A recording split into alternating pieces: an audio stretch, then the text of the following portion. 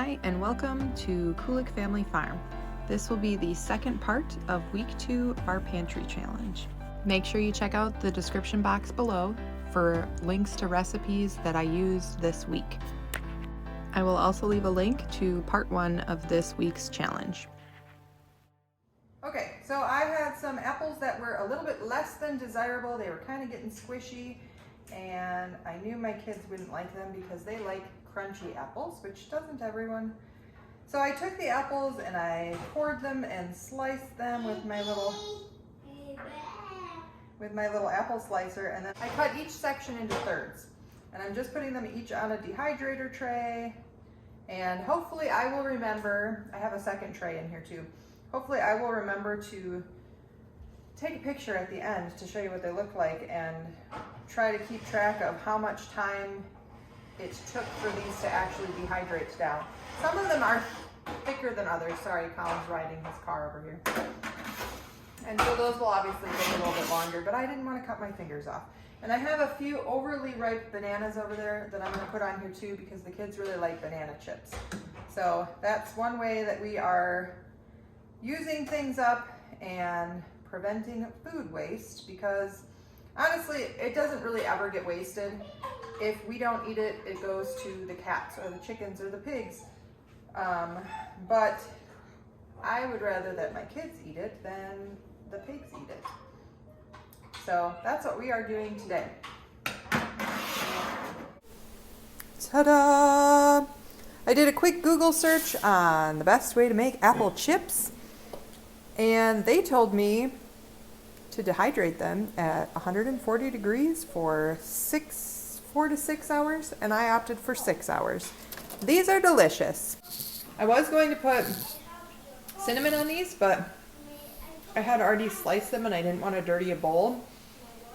And then I thought about shaking it on the tray over the sink, but I didn't want to waste a whole bunch of cinnamon because I'm cheap.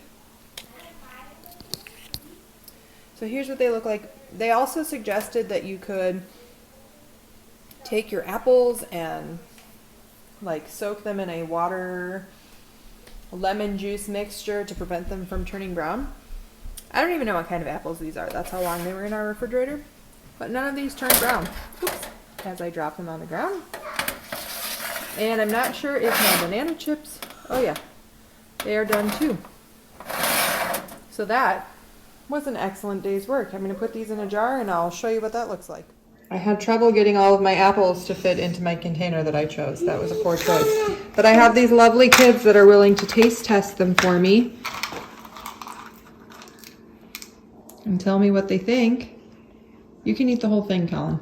I don't like it. You don't like it? I like it. Good, then I don't like it. You didn't want to try it? I can have it. Kyla's taking yours. Yummy. Try it, buddy. You got to take a bite. I don't like it. Oh, well, 50% so far. That's not bad. Later, Colin changed his mind about liking the apples, and so there aren't very many of these apple chips and banana chips left in the pantry anymore. They were a big hit with the kids. On the weekends, Greg tries to do cooking at least for breakfast, and so this was some sausage strips that we had gotten from Ruby's pantry, and we were trying to use that up, as well as eggs from our chickens. These were waffles that we had gotten from our January Ruby's Pantry haul. This was lunch that I had made for Colin.